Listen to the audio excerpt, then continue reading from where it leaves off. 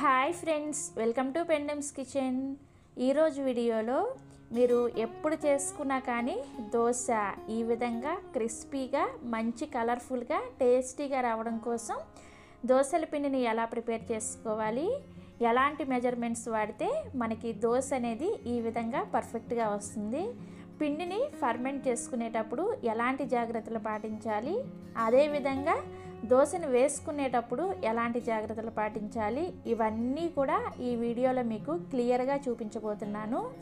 ఈ వీడియోని స్కిప్ చేయకుండా మీరు పూర్తిగా చూసారంటే మీరు ఎప్పుడు దోశల పిండిని ప్రిపేర్ చేసుకున్నా కానీ ఈ విధంగా క్రిస్పీగా మంచి రంగుతో రుచితో దోశ అనేది రెడీ అయిపోతుంది. సో ఇక లేట్ చేయకుండా ఈ దోశల పిండి ప్రాసెస్ని స్టార్ట్ చేసేద్దాము. ఈ దోశల పిండిని ప్రిపేర్ చేసుకోవడం కోసం ఫస్ట్ ఒక పెద్ద గిన్నెని తీసుకొని అందులోకి 2 గ్లాసుల బియ్యాన్ని వేసుకోండి. మీరు ఎప్పుడైనా సరే దోశలకి కొద్దిగా లావుగా ఉండే బియ్యాన్ని వేసుకోవాలి. సోనా మసూరి బియ్యం, బాస్మతి బియ్యం అలాంటివి వేసుకోవద్దు. దోశల బియ్యాన్ని కానీ రేషన్ బియ్యాన్ని కానీ ఏవైనా సరే కొద్దిగా లావుగా ఉండేవి వేసుకోండి. ఇలా లావుగా ఉండే దోశల బియ్యాన్ని వేసుకోవడం వల్ల మీకు దోశ అనేది సాఫ్ట్గా వస్తుంది అన్నమాట. అదే సోనా మసూరి లాంటివి వేసుకున్నారంటే మీకు దోశ అనేది గట్టిగా వస్తుంది.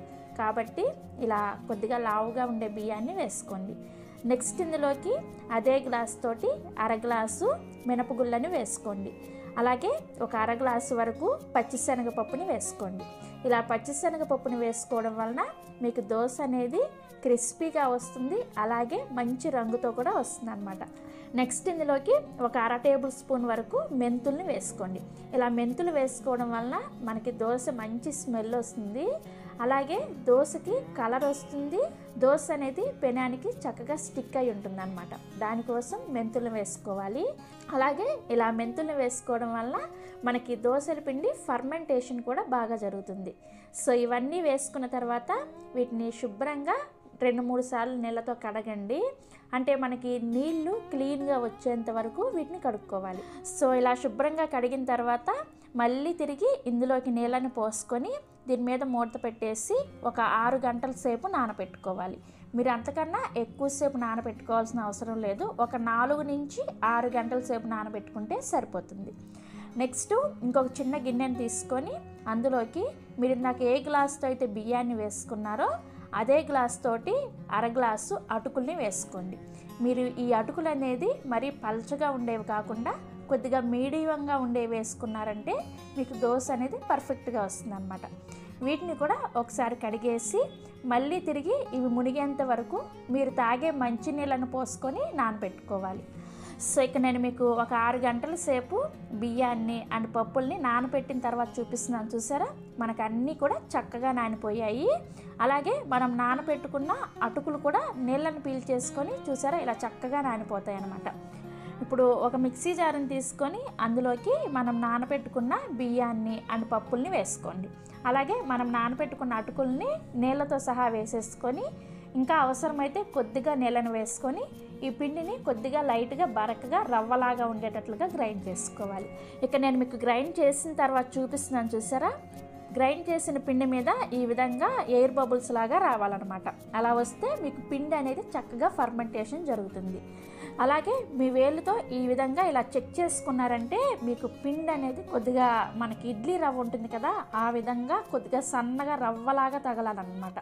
మీకు ఇక్కడ నేను దగ్గరగా చూపిస్తున్నాను. చూసారా, ఇలా వేలుతో ఇలా చూసారంటే మీకు ఇలా రవ్వలాగా కనిపించింది అనుకోండి, మీకు దోశ అనేది క్రిస్పీగా వస్తుంది. అదే మీరు ఇది పిండిని బాగా మెత్తగా కాటుకులాగా గ్రైండ్ చేసుకున్నారనుకోండి మీకు దోశ అనేది సాఫ్ట్గా వచ్చేస్తుంది. కాబట్టి పిండిని ఈ విధంగా గ్రైండ్ చేసుకోవాలన్నమాట. ఇలా గ్రైండ్ చేసుకున్న పిండిని ఒక గిన్నెలోకి వేసుకొని ఇదే విధంగా మిగిలిన బియ్యాన్ని అండ్ పప్పులను కూడా సేమ్ ఇదే విధంగా గ్రైండ్ చేసుకోవాలి. ఇలా గ్రైండ్ చేసుకున్న పిండిని కూడా సేమ్ ఇదే గిన్నెలోకి వేసుకోండి. సో ఇలా మొత్తం అంతా బియ్యాన్ని పప్పును గ్రైండ్ చేసుకున్న తర్వాత ఇప్పుడు ఈ పిండిని మీ చేత్తోనే బాగా కలుపుకోవాలి. కనీసం ఒక 2 నిమిషాల పాటు కలుపుకోవాలి. ఇలా కలుపుకోవడం వలన మనకి పిండి ఫర్మెంటేషన్ చాలా బాగా జరుగుతుంది అనమాట.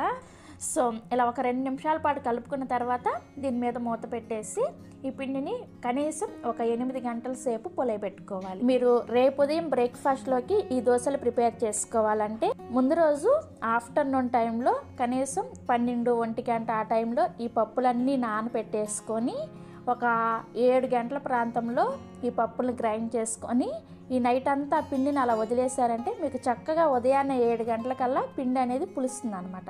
సో ఇక్కడ నేను కూడా ముందు రోజు ఈవినింగ్ గ్రైండ్ చేసేసుకొని నెక్స్ట్ డే ఉదయాన్నే పిండిని చూపిస్తున్నాను. చూసారా, మనకి పిండి చక్కగా పొంగింది కదా. ఇది చలికాలం కాబట్టి ఈ మాత్రం పొంగింది. అదే మీరు సమ్మర్లో ప్రిపేర్ చేసుకున్నట్టయితే పిండి అనేది ఇంకా ఎక్కువగా పొంగి పిండి బయటకు కూడా వచ్చేస్తుంది అనమాట. సో ఇలా పులిసిన తర్వాత పిండిని గరిటతో ఎలా పడితే అలా కలపకూడదు, కేవలం ఒకే డైరెక్షన్లో నెమ్మదిగా కలుపుకోవాలి. మీరు పిండిని ఎలా పడితే అలా కలిపేశారంటే దోశ అనేది గట్టిగా వచ్చేస్తుంది అనమాట. కాబట్టి జాగ్రత్తగా నెమ్మదిగా ఒకే డైరెక్షన్లో కలుపుకోండి.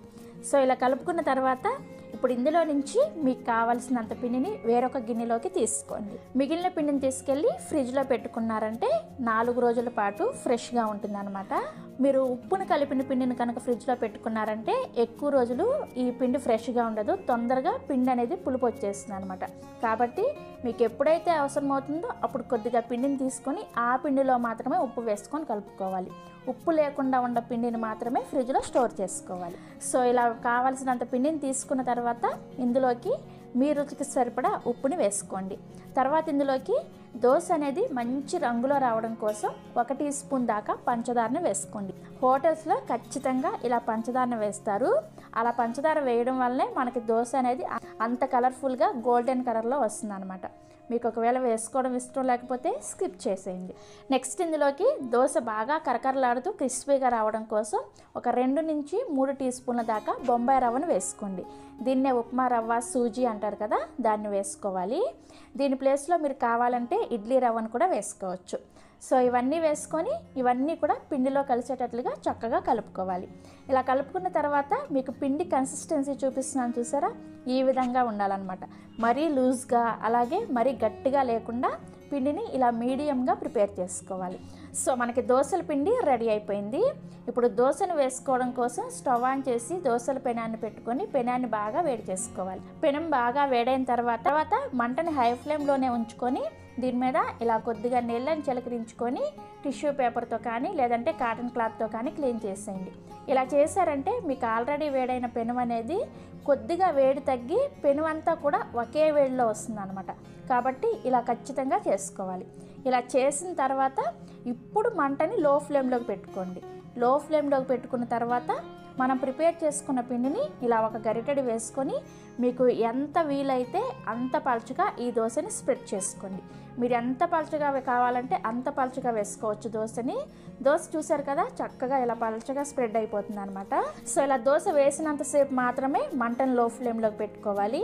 దోశ వేసిన వెంటనే మంటను మీడియం ఫ్లేమ్లోకి పెట్టుకొని ఈ దోశ పైన పిండంతా కూడా పచ్చిదనం లేకుండా ఉడికేంత వరకు ఉడికించుకోండి. సో ఇలా ఉడికిన తర్వాత ఇప్పుడు దీని మీద 1 టీ స్పూన్ దాకా నూనెని కానీ లేదంటే నెయ్యిని కానీ వేసుకోండి.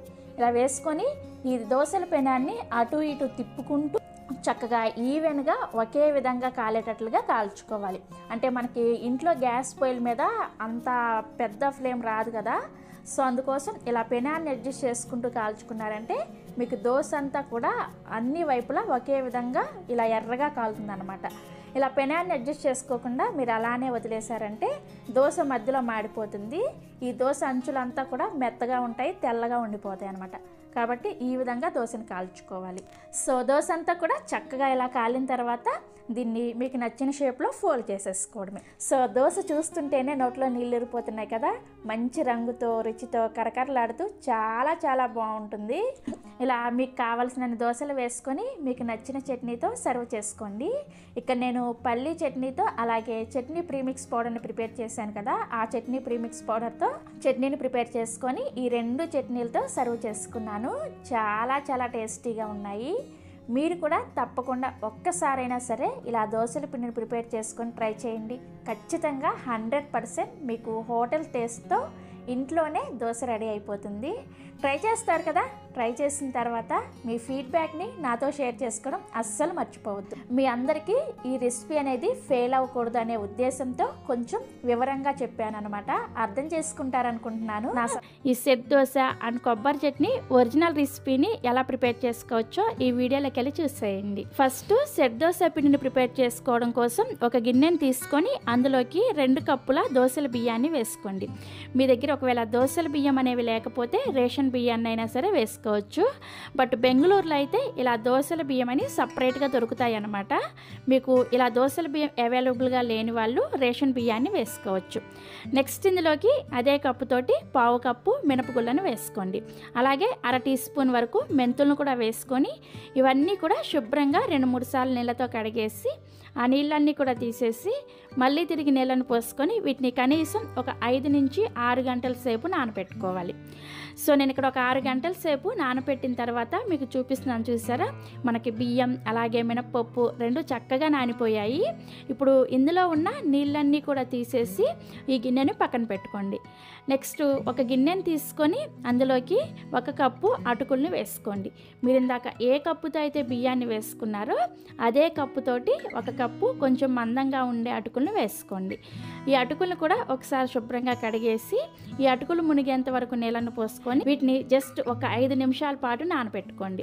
అటుకుల్ని ఎక్కువసేపు నానబెట్టుకోవాల్సిన అవసరం ఏమీ లేదు. ఒక 5 నిమిషాలు అయితే మనకి ఇవి చూసారా వాటర్ని పీల్చుకొని అటుకులు చక్కగా నానిపోయాయి. ఇప్పుడు ఈ నానబెట్టుకున్న అటుకులను కూడా మనం ముందుగా నానబెట్టుకున్న బియ్యం మినపప్పులో వేసుకొని ఒకసారి అన్నీ కూడా కలిసేటట్లుగా కలుపుకోండి. ఇలా కలుపుకున్న తర్వాత ఇప్పుడు వీటిని గ్రైండ్ చేసుకోవడం కోసం మిక్సీ జార్లోకి వేసుకొని ఇందులో తగినన్ని నీళ్ళని పోసుకుంటూ ఈ పప్పుల్ని బాగా మెత్తగా వెన్నలాగా గ్రైండ్ చేసుకోవాలి. ఎప్పుడైనా సరే మీరు సెట్ దోశ వేసుకోవాలనుకున్నప్పుడు పిండిని బాగా మెత్తగా గ్రైండ్ చేసుకుంటే మీకు పర్ఫెక్ట్గా దూది లాంటి మెత్తటి సెట్ దోశ అనేది రెడీ అవుతుంది. సో ఇక్కడ నేను మీకు పిండిని గ్రైండ్ చేసిన తర్వాత చూపిస్తున్నాను, చూసారు కదా? పిండి అనేది ఇలా చక్కగా మెత్తగా గ్రైండ్ అయిపోవాలన్నమాట. ఇలా గ్రైండ్ చేసుకున్న పిండిని ఒక గిన్నెలోకి వేసుకోండి. ఇదే విధంగా మిగిలిన బియ్యాన్ని పప్పులను కూడా గ్రైండ్ చేసుకొని ఇదే గిన్నెలోకి వేసుకోవాలి. సో పిండి అంతా కూడా ఇలా గ్రైండ్ చేసుకున్న తర్వాత ఈ పిండిని ఒకసారి మీ చేత్తోనే చక్కగా కలుపుకోండి. ఇలా కలుపుకోవడం వలన పిండి అనేది చక్కగా ఫర్మెంట్ అవుతుంది అనమాట. సో ఇలా కలుపుకున్న తర్వాత ఇప్పుడు దీని మీద మూత పెట్టేసి ఈ పిండిని కనీసం ఒక 8 గంటల సేపు పులియబెట్టుకోవాలి. సో నేను ఇక్కడ 8 గంటల సేపు పిండిని పులియబెట్టిన తర్వాత మీకు చూపిస్తున్నాను, చూసారా? మనకి పిండి అనేది చక్కగా పులిసింది కదా. ఇప్పుడు ఇందులోకి మీ రుచికి సరిపడా ఉప్పుని వేసుకొని ఈ పిండిని అంతా కూడా చక్కగా కలిసేటట్లుగా కలుపుకోవాలి. సో మనకి దోశలు వేసుకోవడం కోసం దోశల పిండి రెడీ అయిపోయింది. మనకి దోశల పిండి అనేది ఈ విధంగా ఈ వీడియోలో చూపిస్తున్న విధంగా జారుడు కన్సిస్టెన్సీలో ఉండాలి. ఇలా ఉంటేనే మీకు దోశ అనేది పర్ఫెక్ట్గా వస్తుంది అనమాట. సో మనకి దోశల పిండి రెడీ అయిపోయింది కదా. ఇప్పుడు కొబ్బరి చట్నీని ఎలా ప్రిపేర్ చేసుకోవచ్చో చూపిస్తాను. ఈ కొబ్బరి చట్నీని ప్రిపేర్ చేసుకోవడం కోసం ఒక మిక్సీ జార్ని తీసుకొని అందులోకి 1 కప్పు పచ్చి కొబ్బరి ముక్కల్ని వేసుకోండి. అలాగే ఒక 4 నుంచి 5 వరకు పచ్చిమిర్చిని వేసుకోండి. మీరు ఒకవేళ కారం ఎక్కువగా తినే వాళ్ళైతే ఒక 6-7 పచ్చిమిర్చిని కూడా వేసుకోవచ్చు. నెక్స్ట్ ఇందులోకి 1 టేబుల్ స్పూన్ వరకు చట్నీ పప్పు అలాగే పుట్నాల పప్పు అంటారు కదా, వాటిని వేసుకోవాలి. అలాగే జస్ట్ ఒక చిన్న ముక్క అల్లాన్ని వేసుకోండి. అల్లం మరీ ఎక్కువగా వేసుకోవద్దు, చట్నీ టేస్ట్ని డామినేట్ చేస్తుంది అనమాట. జస్ట్ కొంచెం వేసుకుంటే సరిపోతుంది. నెక్స్ట్ ఒక 1/2 టీ స్పూన్ దాకా జీలకర్ర అలాగే జస్ట్ కొంచెం అంటే కొంచెం చింతపండుని వేసుకోండి. చివరిగా రుచికి సరిపడా ఉప్పుని అలాగే కొంచెం కొత్తిమీరని వేసుకోండి. ఇలా కొత్తిమీర వేసుకోవడం వల్లనే మనకి ఇది లైట్గా గ్రీన్ కలర్లో హోటల్లో చేసే కొబ్బరి చట్నీ అనేది రెడీ అవుతుంది అనమాట. ఒకవేళ మీకు ఇలా కొత్తిమీర వేసుకోవడం ఇష్టం లేకపోతే స్కిప్ చేసేయండి. బట్ ఇలా కొత్తిమీర వేసుకుంటేనే మీకు అచ్చంగా హోటల్ టేస్ట్తో కొబ్బరి చట్నీ అనేది రెడీ అవుతుంది. ఇవన్నీ వేసుకొని వీటిని గ్రైండ్ చేసుకోవడానికి అవసరమైన నీళ్ళను వేసుకొని చట్నీని మెత్తగా గ్రైండ్ చేసుకోవాలి. ఇలా చక్కగా మెత్తగా గ్రైండ్ చేసుకొని ఇలా గ్రైండ్ చేసుకున్న చట్నీని ఒక గిన్నెలోకి వేసుకోండి. ఇప్పుడు ఈ చట్నీకి తాలింపును పెట్టుకోవడం కోసం స్టవ్ ఆన్ చేసి ఇలా తాలింపు గిన్నెను పెట్టుకొని అందులోకి 1 టేబుల్ స్పూన్ వరకు నూనెను వేసుకొని వేడి చేసుకోండి.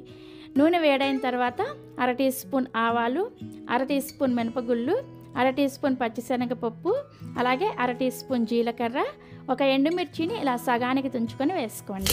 చివరిగా ఒక రెమ్మ కరివేపాకును కూడా వేసుకొని ఈ తాలింపుని లో ఫ్లేమ్లోనే ఈ పప్పులన్నీ కూడా చక్కగా రంగు మారేంత వరకు వేయించుకొని మనం ముందుగా గ్రైండ్ చేసుకున్న చట్నీలో వేసుకొని కలుపుకున్నారంటే మనకి హోటల్ స్టైల్లో కొబ్బరి చట్నీ అనేది ఇంట్లోనే రెడీ అయిపోతుంది.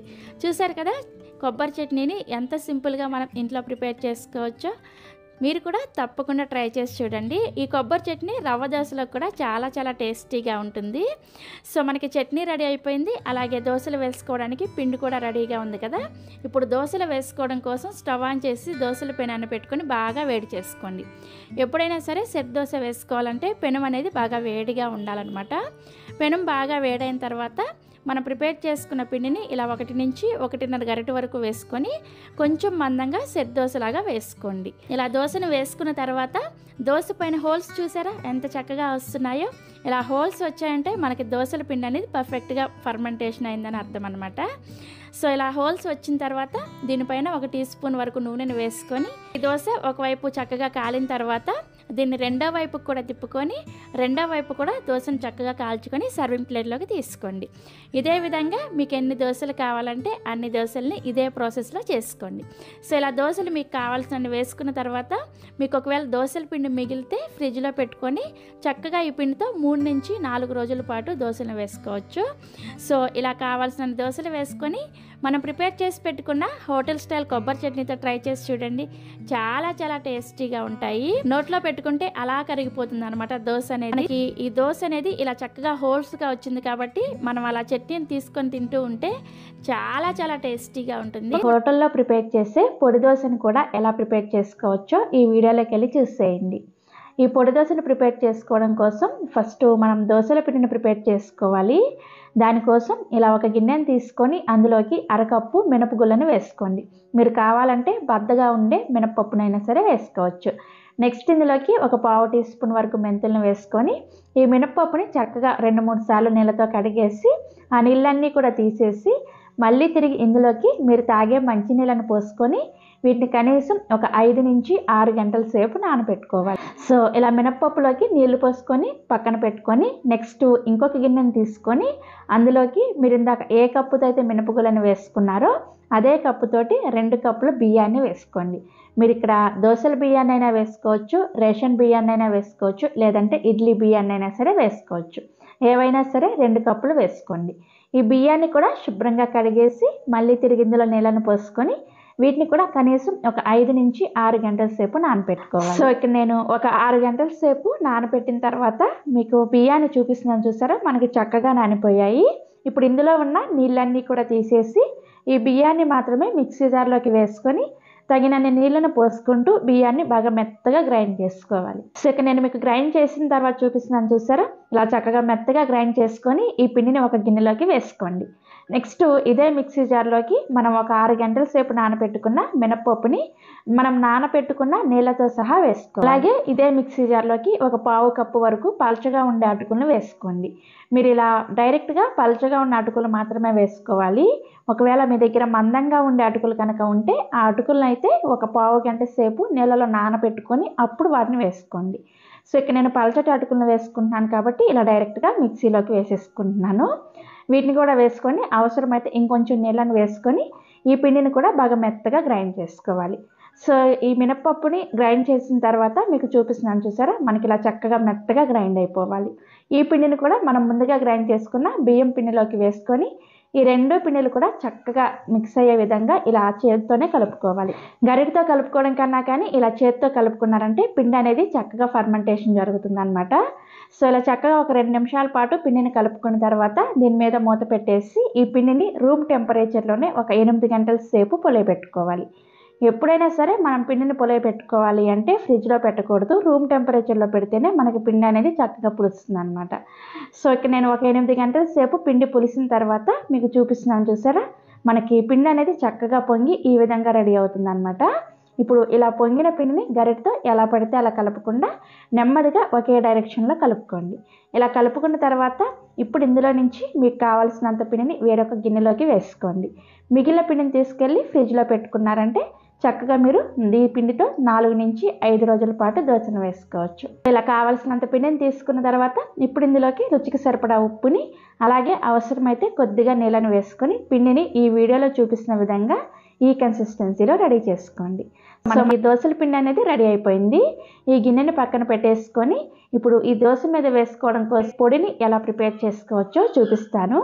ఈ పొడిని ప్రిపేర్ చేసుకోవడం కోసం స్టవ్ ఆన్ చేసి ఇలా ఒక ప్యాన్ పెట్టుకొని అందులోకి 1 టీ స్పూన్ నూనెను వేసుకొని వేడి చేసుకోండి. నూనె వేడైన తర్వాత ఒక 30 నుంచి 40 వరకు ఈ వెల్లుల్లి రెబ్బల్ని వేసుకోండి. పైన పొట్టు తీసుకోకుండా వెల్లుల్లి రెబ్బల్ని వేసుకోవాలి. నేను ఇక్కడ 2 పెద్ద వెల్లుల్లి గడ్డలు తీసుకొని ఈ విధంగా రెబ్బలుగా ఒలుసుకొని వేసుకున్నాను. సో వీటిని లో ఫ్లేమ్లో 1 నిమిషం పాటు ఫ్రై చేసుకోవాలి. మనకి ఈ వెల్లుల్లి అనేది పచ్చివాసన పోయేంత వరకు జస్ట్ 1 నిమిషం పాటు ఫ్రై చేసుకుంటే సరిపోతుంది. నెక్స్ట్ ఇందులోకి 1 టీ స్పూన్ వరకు జీలకర్ర కూడా వేసుకొని ఫ్రై చేసుకోండి. చూడండి, ఒక 30 సెకండ్ల పాటు ఫ్రై చేసుకుంటే మనకి జీలకర్ర చక్కగా ఫ్రై అయిపోయింది. నెక్స్ట్ ఒక రెమ్మ కరివేపాకును కూడా వేసుకొని ఒక 10 నుంచి 12 వరకు కాశ్మీరీ ఎండుమిర్చిని వేసుకోండి. ఇలా కాశ్మీరీ ఎండుమిర్చిని వేసుకున్నారంటే మీకు ఈ చట్నీ పొడి అనేది మంచి రంగులో వస్తుంది అనమాట. సో వీటిని కూడా కొంచెం క్రిస్పీగా అయ్యేంత వరకు ఫ్రై చేసుకోవాలి. సో మనకి ఈ ఎండుమిర్చి అండ్ కరివేపాకు క్రిస్పీగా అయిన తర్వాత ఇందులోకి జస్ట్ ఒక చిన్న ముక్క చింతపండుని వేసుకోండి. చింతపండుని మరీ ఎక్కువగా వేసుకోవద్దు, జస్ట్ కొంచెం వేసుకొని ఒకసారి మిక్స్ చేసేసుకొని స్టవ్ ఆఫ్ చేసేయండి. సో ఇలా స్టవ్ ఆఫ్ చేసిన తర్వాత ఇప్పుడు ఇందులోకి 1 కప్పు వరకు చట్నీ పప్పు, పుట్నాల పప్పు అంటారు కదా, ఆ చట్నీ పప్పుని వేసుకోండి. స్టవ్ ఆఫ్ చేసిన తర్వాత మాత్రమే ఇలా పుట్నాల పప్పుని వేసుకోండి. ఆ వేడికి ఇవి చక్కగా వేగుతాయి అన్నమాట, క్రిస్పీగా అవుతాయి. జస్ట్ మనకి చక్కగా గ్రైండ్ అవ్వడం కోసం ఈ విధంగా వేడి మీద వేసుకుంటున్నాం అనమాట. సో 1 కప్పు పుట్నాల పప్పుని వేసుకొని ఇవన్నీ కూడా ఒకసారి బాగా కలుపుకోండి. కలుపుకున్న తర్వాత ఇందులోకి జస్ట్ ఒక చిన్న ముక్క బెల్లం గడ్డను వేసుకోండి. హోటల్స్లో ఖచ్చితంగా చట్నీ పొడిలో ఇలా కొంచెం బెల్లం గడ్డను వేస్తారనమాట. మరీ ఎక్కువగా వేసుకోవద్దు, జస్ట్ కొంచెం వేసుకోండి. టేస్ట్ అనేది చాలా చాలా బాగుంటుంది. సో బెల్లం గడ్డను కూడా వేసుకొని ఒకసారి కలుపుకొని వీటిని పూర్తిగా చల్లారనివ్వాలి. సో ఇవన్నీ కూడా పూర్తిగా చల్లారిన తర్వాత మీకు చూపిస్తున్నాను, చూసారా, మనకి కరివేపాకు అలాగే ఎండుమిర్చి అనేది ఈ విధంగా క్రిస్పీగా ఉండాలన్నమాట. సో ఇలా చక్కగా చల్లారిన వాటిని మిక్సీ జార్లోకి వేసుకొని ఇందులోకి తగినంత ఉప్పుని వేసుకొని వీటిని వీలైనంత మెత్తగా పౌడర్ లాగా గ్రైండ్ చేసుకోండి. మిక్సీని మధ్య మధ్యలో ఆపుకుంటూ చక్కగా గ్రైండ్ చేసుకోండి. ఒకేసారి మిక్సీని ఆన్ చేసి ఆఫ్ చేయకుండా కంటిన్యూగా గ్రైండ్ చేశారంటే మనకి ఇది పొడిలాగా రాకుండా గడ్డలు గడ్డలుగా వస్తుంది. కాబట్టి మిక్సీని మధ్య మధ్యలో చూసుకుంటూ ఆపుకుంటూ ఈ పొడిని ఈ విధంగా గ్రైండ్ చేసుకోండి. సో ఇక్కడ నేను మీకు గ్రైండ్ చేశాక చూపిస్తున్నాను, చూసారా, మనకి పొడి అనేది చక్కగా రెడీ అయిపోయింది.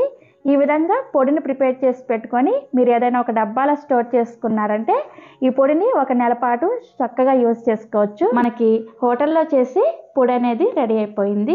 ఈ పొడి వల్లే ఈ దోశ అనేది చాలా అంటే చాలా టేస్టీగా ఉంటుంది. తప్పకుండా ట్రై చేసి చూడండి. ఈ దోశల పిండి రెడీ అయిపోయింది, అలాగే దోశ మీద వేసుకోవడం కోసం పొడి కూడా రెడీ అయిపోయింది. సో ఇక ఏమాత్రం ఆలస్యం చేయకుండా మనం పొడి దోశలు వేసేసుకోండి. ఈ దోశ వేసుకోవడం కోసం స్టవ్ ఆన్ చేసి ఇలా దోశల పెనాన్ని పెట్టుకొని బాగా వేడి చేసుకోండి. పెనం వేడైన తర్వాత మంటని మీడియం ఫ్లేమ్లోకి పెట్టుకొని కొద్దిగా నీళ్ళని చిలకరించుకొని ఈ విధంగా టిష్యూ పేపర్తో కానీ కాటన్ క్లాత్తో కానీ క్లీన్ చేసేయండి. సో మంటని మీడియం ఫ్లేమ్లోనే ఉంచుకొని మనం ప్రిపేర్ చేసుకున్న పిండిని ఇలా 1 నుంచి 1.5 గరిటె వరకు వేసుకొని ఈ దోశని కొంచెం మందంగా వేసుకోండి. కొంచెం మందంగా వేసుకుంటే దోశ తినేటప్పుడు చాలా టేస్టీగా ఉంటుంది. ఒకవేళ మీకు పేపర్ దోశలాగా క్రిస్పీగా కావాలంటే ఆ విధంగా కూడా వేసుకోవచ్చు. సో వేసుకున్న తర్వాత దోశ పైన హోల్స్ చూసారా చక్కగా వస్తున్నాయి కదా. ఇలా హోల్స్ వస్తే మనకి పిండి అనేది చక్కగా రెడీ అయిందని అర్థము. ఇలా హోల్స్ వచ్చిన తర్వాత మనం ప్రిపేర్ చేసుకున్న పొడిని దోశ మీద దోశ అంతా కూడా ఈ విధంగా అప్లై చేసుకోండి. దోశ మీద పొడి అంతా కూడా వేసుకున్న తర్వాత ఇప్పుడు దీని మీద 1 టీ స్పూన్ నుంచి 2 టీ స్పూన్ల వరకు నూనెను కానీ లేదంటే నెయ్యిని కానీ వేసుకొని దోశని చక్కగా మంచి రంగులోకి కాల్చుకోవాలి. సో దోశ అనేది ఒకవైపు ఇలా చక్కగా కాలిన తర్వాత దీన్ని రెండో వైపుకు కూడా తిప్పుకొని రెండో వైపు జస్ట్ ఒక 30 సెకండ్ల పాటు కాల్చుకోండి. రెండో వైపు మీరు ఎక్కువగా కాల్చుకున్నారంటే పొడి అనేది మాడిపోయిందంటే మీకు దోశ అనేది టేస్ట్ అనేది అస్సలు బాగోదు. కాబట్టి జస్ట్ కొంచెం సేపు కాల్చుకొని దీన్ని సర్వింగ్ ప్లేట్లోకి తీసుకోండి.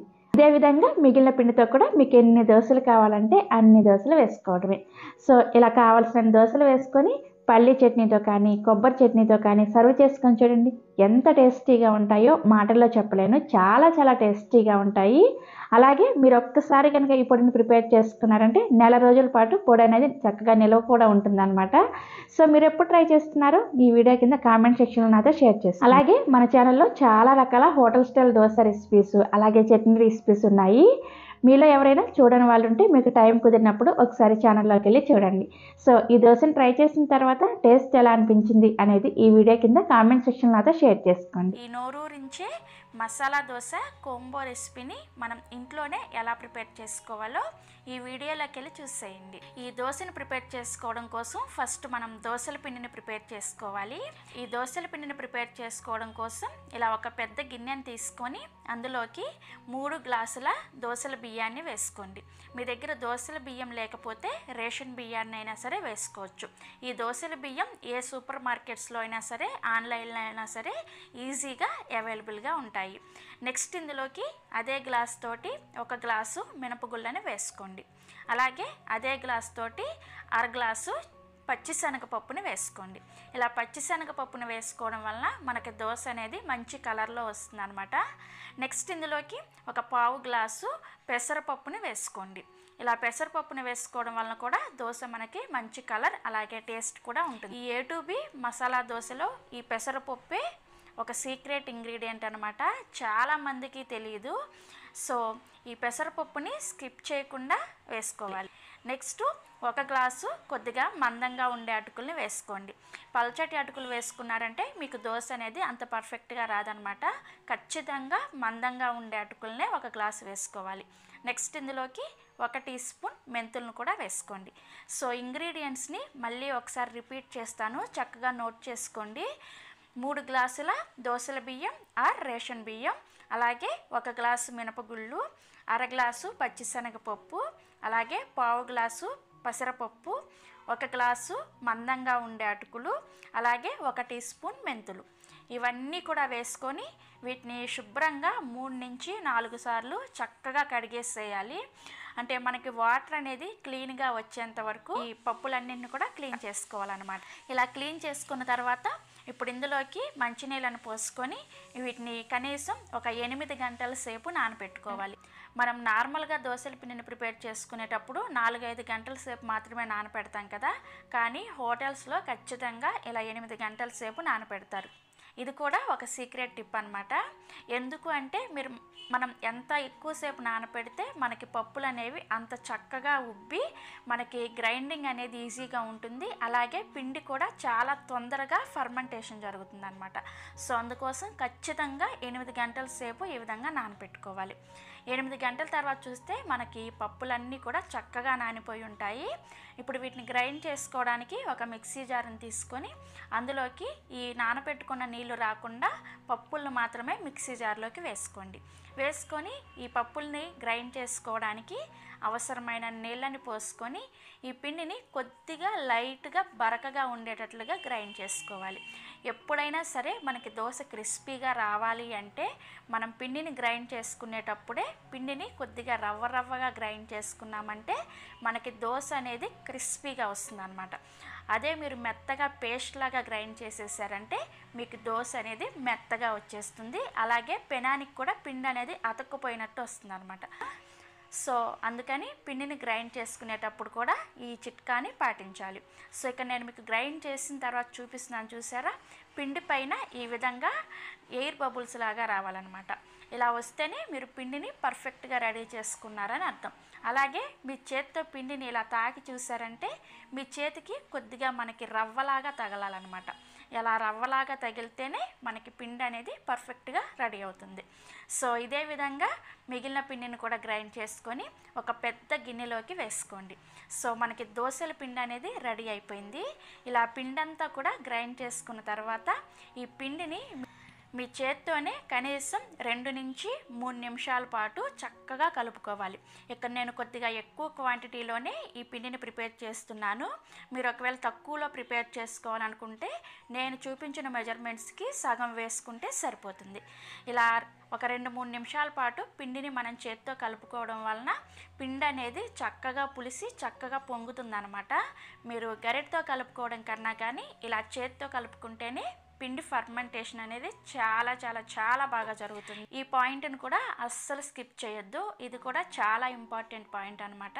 సో ఇలా ఒక 2-3 నిమిషాల పాటు కలుపుకున్న తర్వాత ఇక్కడ పిండి అనేది నాకు గిన్నెకి నిండుగా ఉంది కదా, సో ఒకవేళ నేను ఇలానే ఫర్మెంటేషన్కి వదిలేసానంటే పిండి అంతా కూడా పొంగిపోయి కింద పడిపోతుంది అనమాట, వేస్ట్ అయిపోతుంది. సో అందుకోసం ఈ పిండిని వేరొక గిన్నెలోకి సగం వరకు వేసుకుంటున్నాను. వేసుకొని 2 గిన్నెల్లో ఉన్న పిండిని కూడా ఒక 8 నుంచి 10 గంటల సేపు పులియబెట్టుకోవాలి. నేను ఇక్కడ ముందు రోజు నైట్ గ్రైండ్ చేసేసుకొని నైట్ అంతా కూడా ఫర్మెంటేషన్కి వదిలేసాను.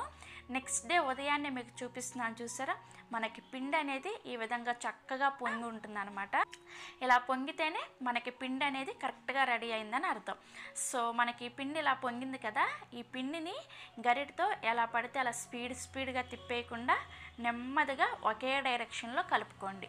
ఇలా కలుపుకుంటే మీకు పిండిలో ఏర్పడిన గాలి అనేది పోకుండా ఉంటుందన్నమాట. అప్పుడు దోశ అనేది పర్ఫెక్ట్గా వస్తుంది. మీరు స్పీడ్గా ఎలా పడితే అలా కలిపేస్తే పిండిలో ఏర్పడిన గాలి అంతా పోయి దోశ అనేది గట్టిగా వచ్చేస్తుంది అనమాట. సో ఇది కూడా చాలా ఇంపార్టెంట్ టిప్. పిండిని ఇలా కలుపుకున్న తర్వాత రెండవ గిన్నెలో వేసుకున్న పిండిని కూడా చూపిస్తున్నాను చూసారా, ఇది కూడా చక్కగా పొంగింది. దీన్ని కూడా ఒకసారి నెమ్మదిగా కలుపుకోండి. సో నేనైతే ఈరోజు ఈ చిన్న గిన్నెలో వేసుకున్న పిండిని యూస్ చేసుకుంటాను. ఈ పెద్ద గిన్నెలో ఉన్న పిండిని ఫ్రిడ్జ్లో పెట్టుకొని నెక్స్ట్ 4 నుంచి 5 రోజుల వరకు చక్కగా వాడుకోవచ్చు. పిండి అనేది పులవదనమాట, చాలా టేస్టీగా ఉంటుంది. 4-5 రోజులు కూడా ఫ్రెష్గా ఉంటుంది. సో ఇప్పుడు మనం వాడుకునే పిండిలోకి రుచికి సరిపడా ఉప్పుని వేసుకోండి. అలాగే ఒక 2 నుంచి 3 టేబుల్ స్పూన్ల వరకు బొంబాయి రవ్వని వేసుకోండి. నెక్స్ట్ ఇందులోకి 1 టీ స్పూన్ పంచదారను కూడా వేసుకోండి. బొంబాయి రవ్వ వేయడం వలన మనకి దోశ అనేది బాగా క్రిస్పీగా వస్తుందన్నమాట. అలాగే పంచదారని వేయడం వలన దోశ మంచి రంగు వస్తుందన్నమాట. సో మనకి దోశల పిండి 100% పక్కాగా హోటల్ స్టైల్లో రెడీ అయిపోయింది. సో పిండి కన్సిస్టెన్సీ చూసారా, మనకి ఖచ్చితంగా ఈ విధంగా గరిటె జారుగా ఉండాలన్నమాట. మరీ పల్చగా ఉండకూడదు, అలాగని మరీ తిక్కుగా ఉండకూడదు. ఈ విధంగా మీడియంగా ఉండేలాగా చూసుకోండి. పిండి కన్సిస్టెన్సీ కూడా చాలా ఇంపార్టెంట్ కాబట్టి జాగ్రత్తగా చూసుకొని ఈ విధంగా రెడీ చేసుకోవాలి. సో మనకి దోశల పిండి రెడీ అయిపోయింది. ఈ పిండిని పక్కన పెట్టేసుకొని చట్నీని ప్రిపేర్ చేసుకుందాము. ఈ చట్నీని ప్రిపేర్ చేసుకోవడం కోసం ఒక మిక్సీ జార్ని తీసుకొని అందులోకి 1 ఇంచు అల్లాన్ని ఇలా చిన్న ముక్కలుగా కట్ చేసుకొని వేసుకోండి. నెక్స్ట్ ఇందులోకి 3 వెల్లుల్లి రెబ్బల్ని పైన పొట్టు తీసుకొని వేసుకోవాలి. అలాగే ఒక 3 నుంచి 4 వరకు పచ్చిమిర్చిని వేసుకోండి. మీరు వాడే పచ్చిమిర్చి కనుక కారం తక్కువగా ఉంటే 4-5 వరకు కూడా వేసుకోవచ్చు. అలాగే ఫ్రెష్గా ఉన్న కొబ్బరిని ఇలా చిన్న ముక్కలుగా కట్ చేసుకొని ఒక 1/2 కప్పు వరకు వేసుకోండి. నెక్స్ట్ ఇందులోకి వేయించి పొట్టు తీసిన పల్లీలని ఒక 1/4 కప్పు వరకు వేసుకోవాలి. అలాగే ఒక 1/2 టీ స్పూన్ దాకా జీలకర్ర, మీ రుచికి సరిపడా ఉప్పును కూడా వేసుకొని కొద్దిగా కొత్తిమీరని కాడలతో సహా వేసుకోండి. ఇలా కొత్తిమీరని కాడలతో సహా వేసుకోవడం వల్లనే ఈ చట్నీకి మంచి టేస్ట్ వస్తుంది అనమాట. కాబట్టి ఈ కొత్తిమీరని అస్సలు స్కిప్ చేయొద్దు. ఇలా అన్నీ వేసుకొని ఇందులో అవసరమైన నీళ్ళని పోసుకొని చట్నీని గట్టిగా గ్రైండ్ చేసుకోవాలి. ఈ గట్టి చట్నీయే ఈ హోటల్లో చాలా ఫేమస్ అనమాట. నిజంగా చాలా చాలా టేస్టీగా ఉంటుంది. దీనికి తాలింపు పెట్టాల్సిన అవసరం కూడా ఏమీ లేదనమాట. ఇదే విధంగా సర్వ్ చేస్తారు. మీకు ఒకవేళ కావాలి అనుకుంటే పెట్టుకోండి. సో నేనైతే తాలింపు అనేది పెట్టట్లేదు. 100% పక్కా హోటల్ స్టైల్లో చట్నీ రెడీ అయిపోయింది. సో మనకి దోశల పిండి రెడీ అయిపోయింది, చట్నీ కూడా రెడీ అయిపోయింది. ఇప్పుడు మనం A2B హోటల్లో చేసే సీక్రెట్ సాంబార్ రెసిపీని చూద్దాము. ముందుగా ఈ సాంబార్ని ప్రిపేర్ చేసుకోవడం కోసం ఒక మసాలా పేస్ట్ని ప్రిపేర్ చేసుకోవాలన్నమాట. ఆ మసాలా పేస్ట్ని ప్రిపేర్ చేసుకోవడం కోసం స్టవ్ ఆన్ చేసి ఒక కడాయిని పెట్టుకొని అందులోకి 2 టీ స్పూన్ల నూనెను వేసుకొని వేడి చేసుకోండి. నూనె వేడైన తర్వాత 1/2 టీ స్పూన్ జీలకర్ర, 1 టీ స్పూన్ మినపగుళ్ళు, అలాగే 2 టీ స్పూన్ల పచ్చిశనగపప్పుని వేసుకొని వీటిని లైట్గా రంగు మారే వరకు లో ఫ్లేమ్లో ఫ్రై చేసుకోవాలి.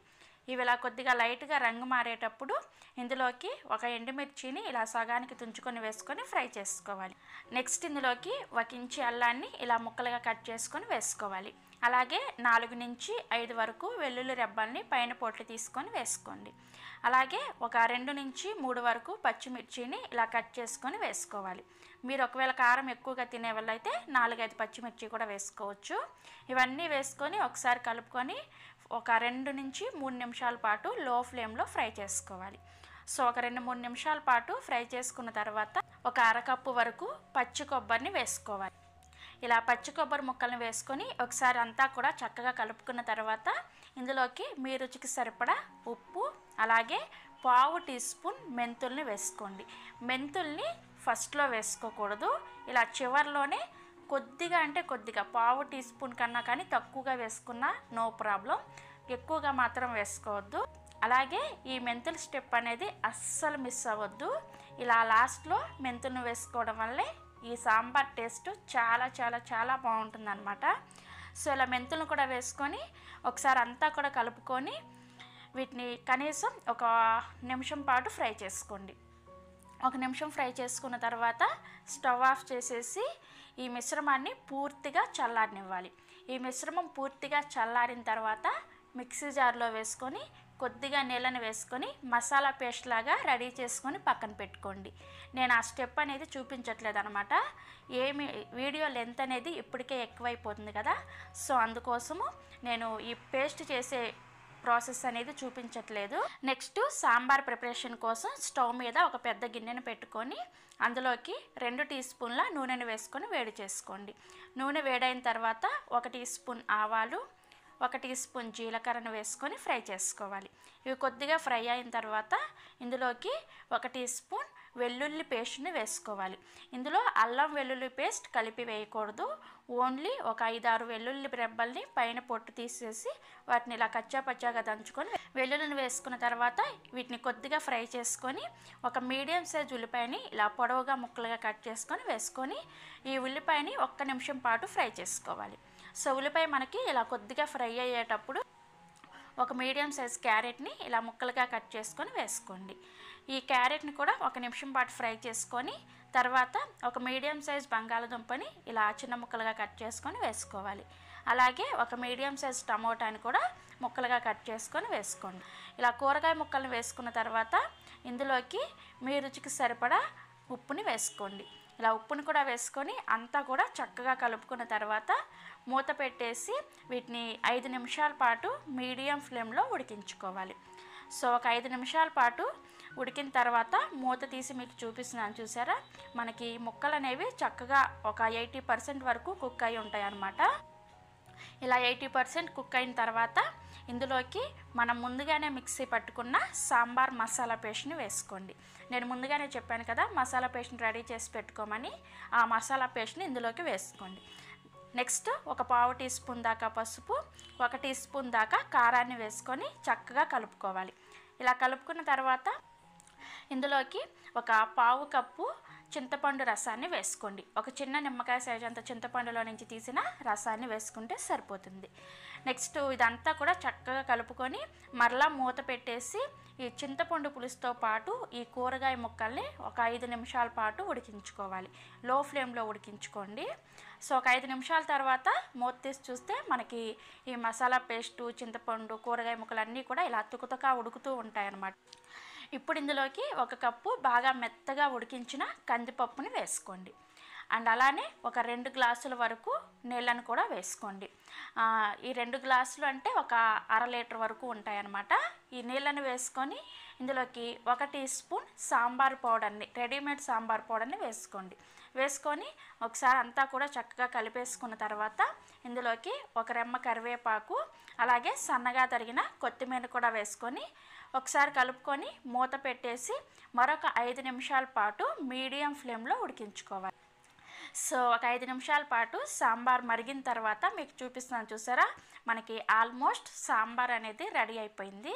చివరిగా ఇందులోకి సన్నగా తరిగిన కొత్తిమీరతో గార్నిష్ చేసుకున్నామండి. చాలా చాలా చాలా టేస్టీగా ఉంటుంది. ఇడ్లీలోకైనా, దోశలోకైనా, వడలోకైనా, ఎందులో అయినా సరే ట్రై చేయండి, చాలా చాలా టేస్టీగా ఉంటుంది. సో మనకి సాంబార్ రెడీ అయిపోయింది కదా. ఇప్పుడు ఫైనల్గా పొటాటో మసాలాని ఎలా ప్రిపేర్ చేసుకోవాలో చూపిస్తాను. ఈ పొటాటో మసాలాని ప్రిపేర్ చేసుకోవడం కోసం స్టవ్ మీద కడాయిని పెట్టుకొని అందులోకి 2 టీ స్పూన్ల నూనెని వేసుకొని వేడి చేసుకోండి. నూనె వేడైన తర్వాత ఇందులోకి 1 టీ స్పూన్ ఆవాలు వేసుకొని ఆవాలు చిట్చిటలాడిన తర్వాత 1 టీ స్పూన్ పచ్చిశనగపప్పు, అలాగే 1/2 టీ స్పూన్ జీలకర్ర, 3 నుంచి 4 వరకు పచ్చిమిర్చిని ఇలా చిన్నగా ముక్కలుగా కట్ చేసుకొని వేసుకోవాలి. అలాగే ఒక ఉల్లిపాయని, మీడియం సైజ్ ఉల్లిపాయని ఇలా పొడవుగా ముక్కలుగా కట్ చేసుకొని వేసుకొని ఈ ఉల్లిపాయని మీడియం ఫ్లేమ్లో లైట్గా పింక్ కలర్ వచ్చేంత వరకు ఫ్రై చేసుకోవాలి. చూడండి, మనకి ఉల్లిపాయలు ఇలా చక్కగా పింక్ కలర్లోకి వచ్చిన తర్వాత ఇప్పుడు ఇందులోకి 1 టీ స్పూన్ అల్లం పేస్ట్ని వేసుకోండి. ఇక్కడ వెల్లుల్లి పేస్ట్ని వేసుకోకూడదు. మనం ముందుగా సాంబార్లో వెల్లుల్లి పేస్ట్ని వేసుకున్నాం కదా, బట్ ఇక్కడ పొటాటో మసాలాలో మాత్రం ఓన్లీ అల్లం పేస్ట్ని మాత్రమే వేసుకోవాలి. ఇలా అల్లం పేస్ట్ని వేసుకొని ఈ అల్లం పచ్చివాసన పోయేంత వరకు లో ఫ్లేమ్లో ఫ్రై చేసుకోవాలి. తర్వాత ఇందులోకి రుచికి సరిపడా ఉప్పును కూడా వేసుకొని ఒకసారి కలుపుకొని 1/2 టీ స్పూన్ పసుపును కూడా వేసుకోండి. తర్వాత ఇందులోకి ఒక మీడియం సైజ్ టమోటాని ఇలా ముక్కలుగా కట్ చేసుకొని వేసుకొని ఒకసారి అంతా కూడా చక్కగా కలిపేసుకొని మూత పెట్టేసి ఈ టమోటా ముక్కలు మెత్తబడేంత వరకు ఒక 3-4 నిమిషాల పాటు లో ఫ్లేమ్లో ఉడికించుకోవాలి. సో ఒక 3-4 నిమిషాల తర్వాత మూత తీసి చూస్తే మనకి టమోటాలు చక్కగా ఉడికిపోయి ఉంటాయి. ఇప్పుడు ఇందులోకి ముందుగానే ఉడికించి పైన పొట్టు తీసేసి మ్యాష్ చేసుకున్న 2 మీడియం సైజ్ బంగాళదుంపల్ని వేసుకోండి.